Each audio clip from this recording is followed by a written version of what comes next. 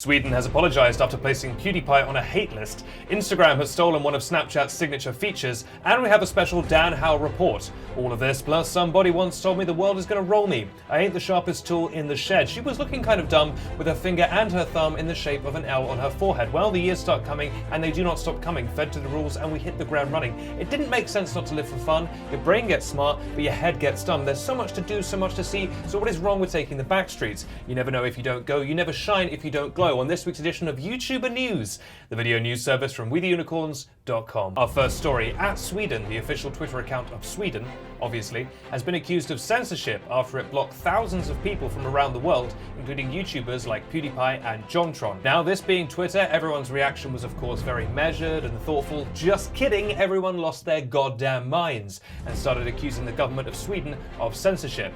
Is this true? No, not at all. The @Sweden Twitter account is managed by the Swedish Institute, which is all about tourism, and they have a fun little scheme where a different Swedish citizen can take control of the Twitter account every single week. All that happened this week was that the guy who was in control of it decided he was going to block tens of thousands of people from around the world. The blockees were apparently chosen based on how controversial they were. Of course, PewDiePie getting into a lot of trouble earlier this year for making some controversial jokes, and JonTron getting into trouble for just all that nonsense he did. Oh boy. These people have now been unblocked though, and the Swedish Institute has apologised for the severity of the amount of blocking, but they have said that they're not against blocking people in the future because they're getting very tired of people attacking the @Sweden Twitter account, which is apparently something people do with their time. I mean, I don't know if you people have heard of video games. Video games are pretty great. Badminton is also a thing you can do. Or you can attack the @Sweden Twitter account. No, but in all honesty, there are some rather dark political reasons why people might want to attack the Swedish Twitter account. But this being the show where I just reeled off the lyrics to All Star by Smash Mouth, doesn't really seem like the right place to discuss them. You know, I'm blocked by Stephen Hawking on Twitter. Yeah, well, it's because I saw this picture online that I didn't understand. It just didn't seem to be physically possible, so I tweeted it to him. And just asking him to explain, and instead of explaining, he just unhelpfully blocked me, so I guess I'll never get my answer. Oh, it was a picture of Sonic the Hedgehog pregnant. Our second story is all about Instagram stealing one of Snapchat's most signature features, but before that, here's Niki and Sammy with the weather. The weather today is green and sunny, and as you can see, there's a climate heading in from the... Thanks, boys. Instagram has introduced filters to its internal camera. Now, if you hold up the Instagram camera and you press and hold on your face, you can get all kinds of colourful 3D filters, like a flower crown and animal faces. I mean, I don't know how these guys come up with this stuff. It's truly magic. This update comes hot on the heels of Instagram Stories, another highly original concept that Instagram decided to introduce. We the Unicorns can also exclusively reveal that Instagram will soon be changing its logo to a small white ghost in front of a yellow background, and that next year they'll be introducing their first ever Instagram mascot, Michael the Mouse. And finally, a brand new section we like to call Daniel Howe Watch. As you know, the artist formerly known as Dan Is Not On Fire has recently rebranded himself back to his birth name.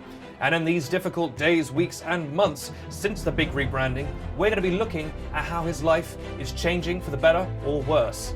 It's time for Daniel Howe Watch.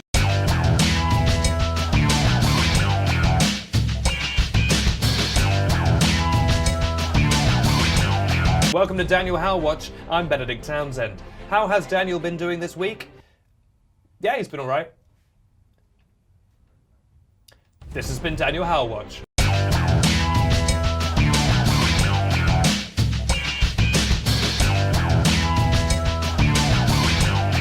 Great episode. I love that show. Well, those are our stories for the day, but a quick reminder that today's episode was brought to you by my brand new memoir, Content from the Edge, which documents my 50-year career in journalism and touches especially on my time in various war zones around the world where I attempted to educate people about YouTube. For example, there was this one time, I'll never forget it, in the 80s, where I was talking to this young freedom fighter, and I was trying to explain to him the concept of Zoella. And he just, he seemed very disinterested, did not want to know. He actually seemed quite annoyed that I kept distracting him. We were in the middle of a firefight at the time. But that's just one of the many stories that you'll hear in Content from the Edge, my brand new autobiography. I'm Benedict Townsend. This has been YouTuber News, which airs every Friday on the We the Unicorns YouTube channel and Facebook page. Don't forget to smash that like button and like that smash mouth button. And if you have a comment, please leave it in the comment section below. Like last week's comment of the week that said, "Watch Fast and Furious online now. Latest movies to watch online. Click this link, http://watchmovies.now/virus." Thank you so much for that comment, and thank you to everyone who leaves comments on these videos. Unless they're mean, please don't do them. I'll see you next week, guys, and until then, I'll leave you with the immortal words of my grandfather, who said, "Hey now, you're a Shrek. Get your game on, you're a Shrek." Good night.